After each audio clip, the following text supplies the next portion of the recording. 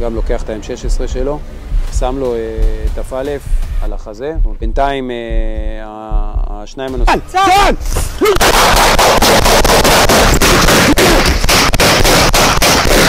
שרים את הטוב, שרים את הטוב! רם למעלה!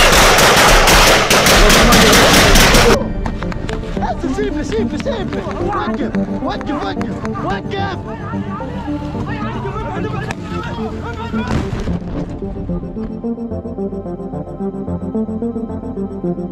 Salut la résistance, j'espère que vous allez bien. Dans cette vidéo, on va parler géopolitique, conflit et de l'ignorance que je vois au quotidien dans mon entourage. Alors, pas mon entourage personnel, mais des collègues de travail, etc. Et je peux vous dire que ça me fout les boules. Le matin, en allant au travail, je vois toujours des gens qui se plaignent de leur vie, qui se plaignent des files d'attente, qui se plaignent du repas qu'ils ont bouffé hier.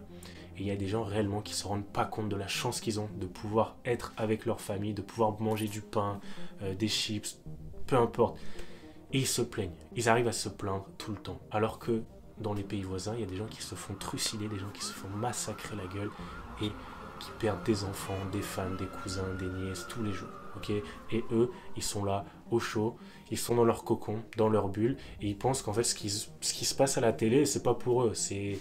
Voilà, on en racontera dans les livres d'histoire, et puis c'est une page qui va se tourner comme ça. Il y a des gens, réellement, je vous dis, les résistants, qui se comportent comme des ignorants, comme ne prennent aucune mesure, déjà pour eux, mais encore, ça on s'en fout, c'est leur problème, mais qui osent se plaindre de leur situation actuelle. Voilà, je sais que pour les gens qui regardent cette vidéo, vous ne faites pas partie de ces gens-là, mais c'est pour vous partager un petit peu, moi, au quotidien, ce que je vois qui me lamente. Donc la Russie nous a partagé quelques datas, alors ça date pas d'hier, hein, je suis un petit peu en retard par rapport à ça, mais en 2022 faisait état de 5000, 6000 morts, ok.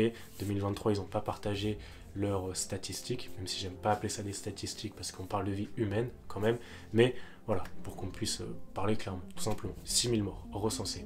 L'armée ukrainienne, elle, indique que les pertes de l'ennemi au combat s'élèvent à 364 000 personnes, blessées et morts. Donc vous voyez qu'on est sur deux discours différents, mais ça reste quand même très solide. Ça reste quand même des chiffres très importants. On parle de vie humaine là, et de conflits armés. C'est-à-dire que là, on ne parle pas de pandémie, on ne parle pas de grippe ou quoi que ce soit. On parle réellement de personnes qui vont au combat, qui se font flinguer. Okay, donc c'est quand même...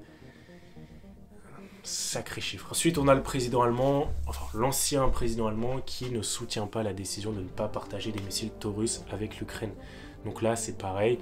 On a des politiciens qui commencent un petit peu à partager leurs opinions qui sont assez clivantes. D'accord, on voit bien qu'il y a des partis qui sont pour, qui sont contre. Et on se met dans une situation où là, ça s'envenime de plus en plus. D'accord, donc pour moi, ce conflit-là ne se réglera pas avec une poignée de main. On va en payer le prix longtemps. Et je dis on, pourquoi? Parce qu'évidemment, les pays d'Europe, eh ben, ils vont devoir lâcher un billet. Forcément.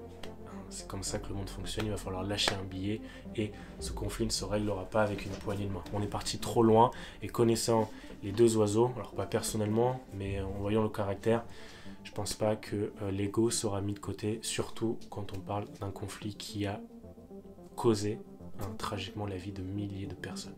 Mais également, au Moyen-Orient, on a voilà, Hamas.